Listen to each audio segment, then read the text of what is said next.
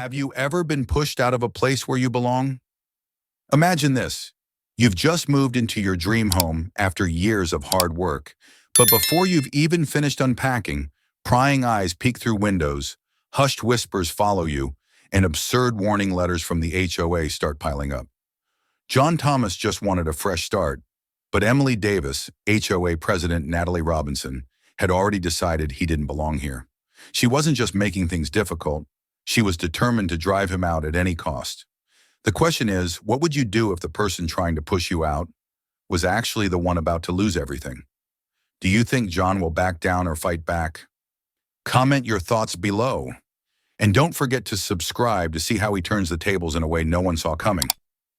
John Thomas had dreamed of this moment for years. Standing in front of his two-story red brick house in the upscale Natalie Robinson neighborhood, he took a deep breath, feeling a surge of pride.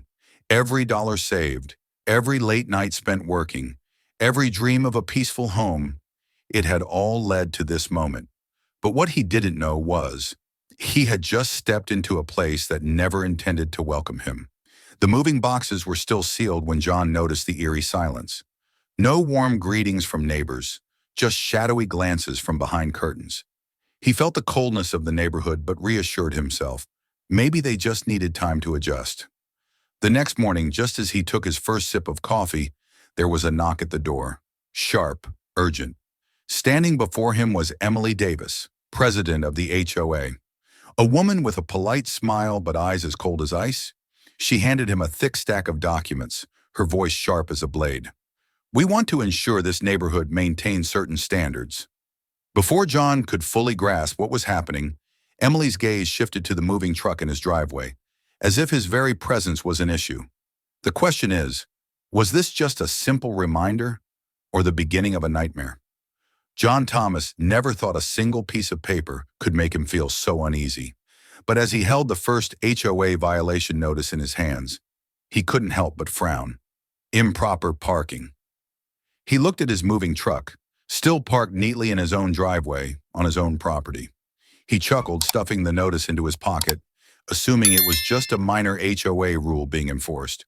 But when a second notice appeared the next morning, this time for placing his trash bins out at the wrong time, followed by another letter claiming his lawn was too tall, even though it was barely an inch higher than his neighbor's, John started to realize this wasn't just about rules. Emily Davis wasn't the type to give reminders. She was the type to control. The next morning, John took a walk around the neighborhood. Dozens of trash bins lined the streets, some overflowing with garbage. Yet not a single other house had received a violation, except his. For the first time, an unfamiliar feeling crept over him. This wasn't about regulations. This was about him. He picked up his phone, ready to call the HOA, but then he stopped. Through the window, he saw Emily standing in the distance, arms crossed, staring directly at his house, a subtle, unreadable smile on her lips. The question is, what does she want, and why him?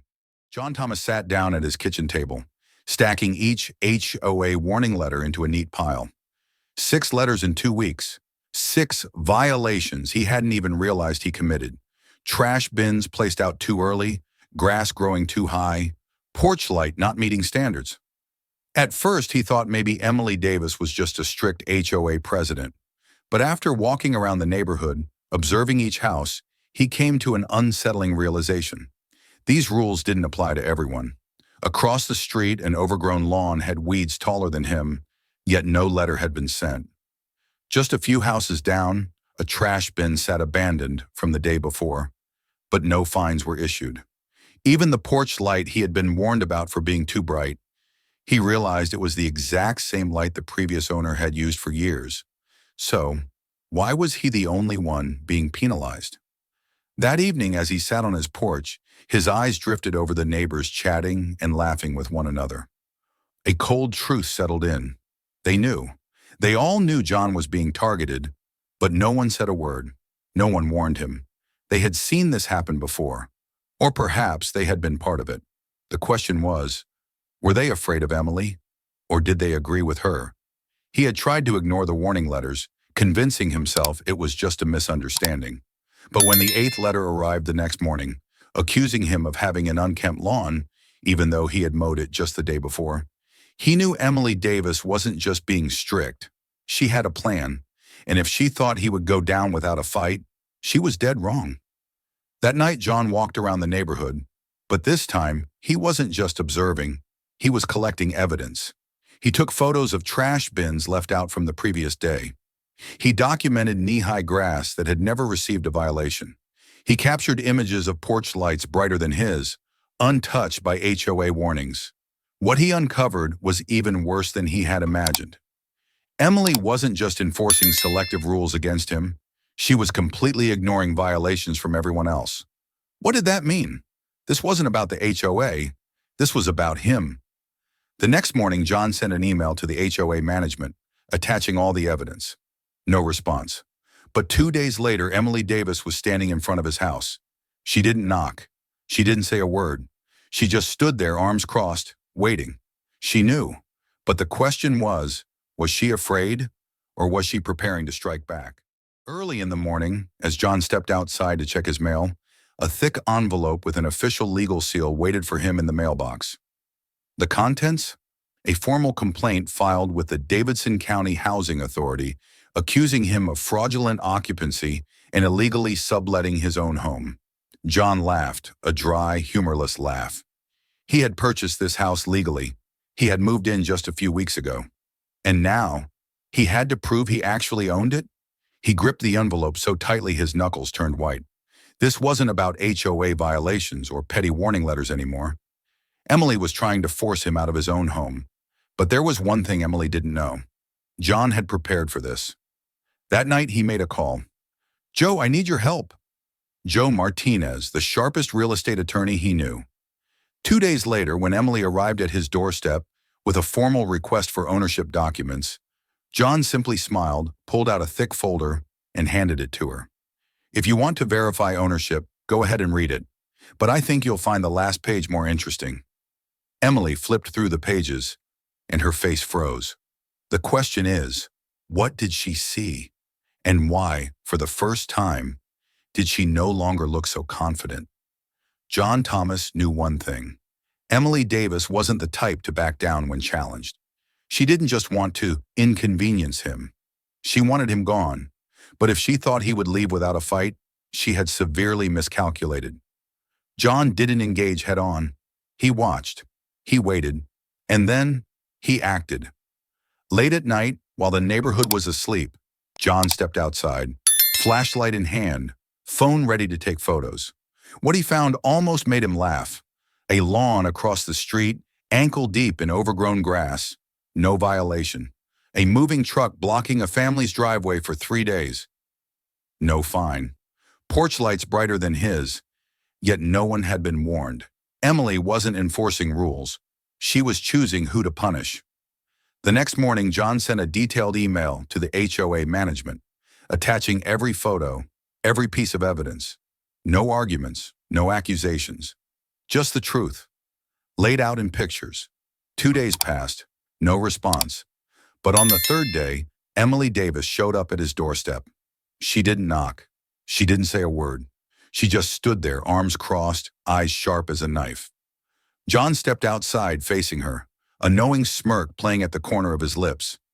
"Is there something I can help you with?" Emily didn't smile this time. The question is, would she strike again? Or was this the moment she realized she had picked the wrong person to fight? The HOA meeting room at Natalie Robinson was packed. Neighbors whispered among themselves, board members shifted uncomfortably, and Emily Davis sat at the head of the table, her sharp gaze scanning the room as if she was still in control. But that was about to change. John Thomas stepped inside, one hand holding a thick stack of documents, the other casually tucked into his pocket. He didn't need to raise his voice. He didn't need anger. He only needed the truth. Emily straightened her blazer and cleared her throat. "We're here to discuss Mr. Thomas's violations." "No," John interrupted, his voice cutting through the room, firm and unwavering. Silence fell. No one had ever dared to interrupt Emily like that before. He placed the stack of documents on the table in front of her. "Today, we're talking about you." A flicker of confusion flashed across Emily's face. She wasn't used to being challenged. John calmly flipped to the first page. This is my home ownership document, legal, registered, verified. He looked her dead in the eye. So why was I accused of illegal occupancy? Murmurs rippled through the crowd. A few board members exchanged uneasy glances. Emily crossed her arms, maintaining her composure. We received complaints from the neighbors. Whose name? John shot back immediately.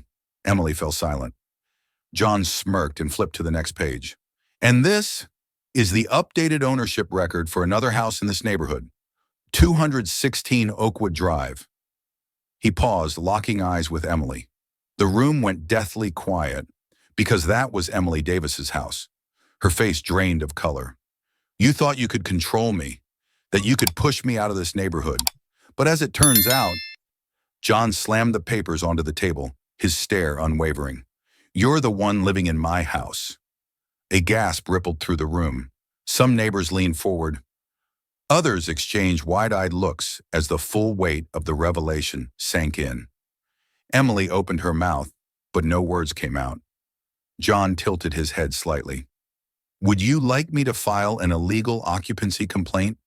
The humiliation on Emily's face was unmistakable. The question is, for the first time in her life, what will Emily Davis do when she no longer holds the power? Emily Davis was no longer in control. She no longer held the power, but instead of accepting defeat, she clung desperately to the last remnants of her authority. This meeting has gone too far, Emily said, her voice trembling in a way that didn't sound entirely natural. We have rules, and the HOA has a responsibility. Responsibility? John Thomas cut in, his voice calm but razor sharp. Then let's talk about your responsibility. He pulled out another stack of documents and placed them on the table in front of the board.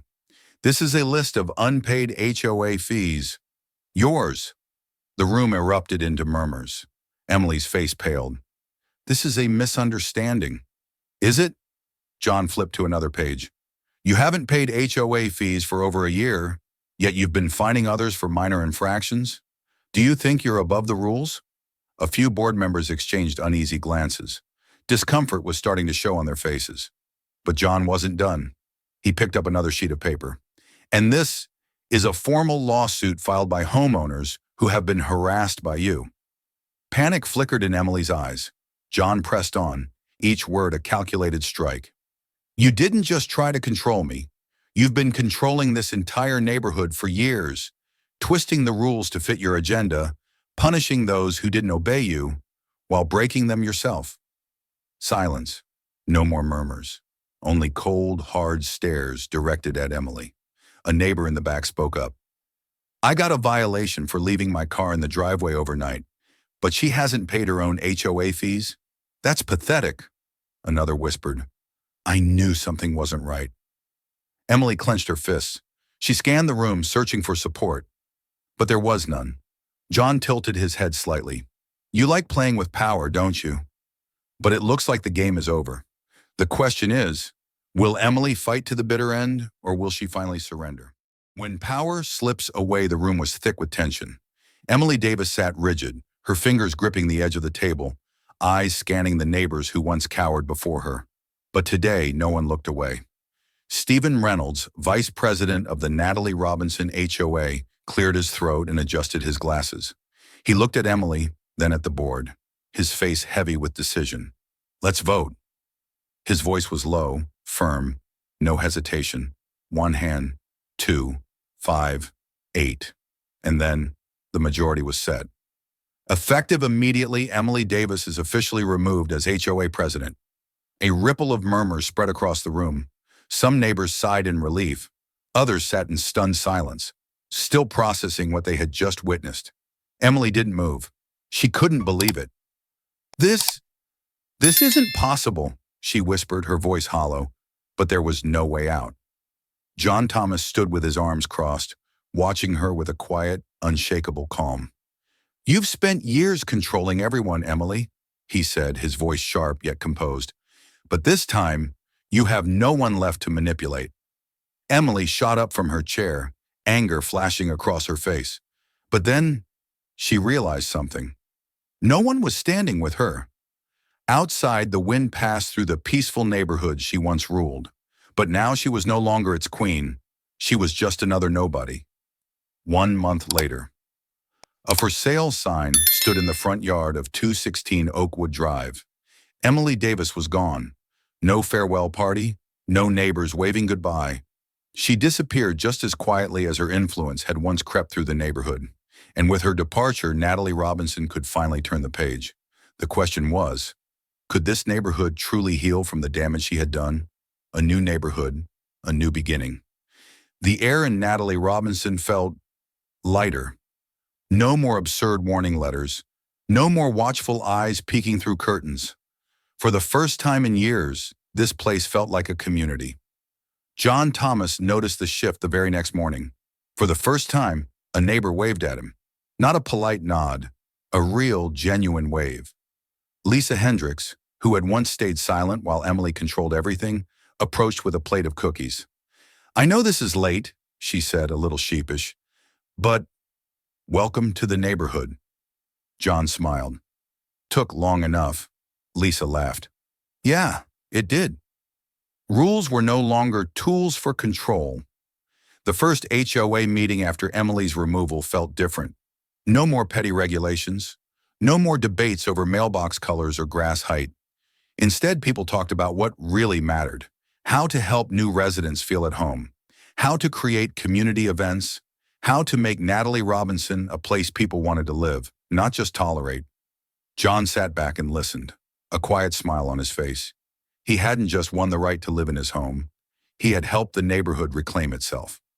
A spark of hope. One afternoon, as John watered his lawn, a boy from the house next door rode by on his bike. He paused for a moment. "My mom said you're the guy who helped get rid of Miss Emily." His eyes were full of curiosity. John chuckled, shrugging. "Not exactly. She took herself down." The boy thought for a second, then grinned. "Well, thanks anyway. I hated her." John laughed, looking around at the neighborhood that had once felt suffocating, but now buzzed with warmth and laughter. This was the ending he had hoped for. The question was, after years of being ruled by fear, could this neighborhood truly change for good? 1 month later, the house at 216 Oakwood Drive was no longer Emily Davis's. There was no longer her luxury car parked in front. No longer the shadow of control behind the curtains. She had left, taking with her the years the neighborhood had spent bound by fear and ridiculous rules. John Thomas stood on his porch, sipping his coffee, watching the moving truck stop in front of Emily's old house.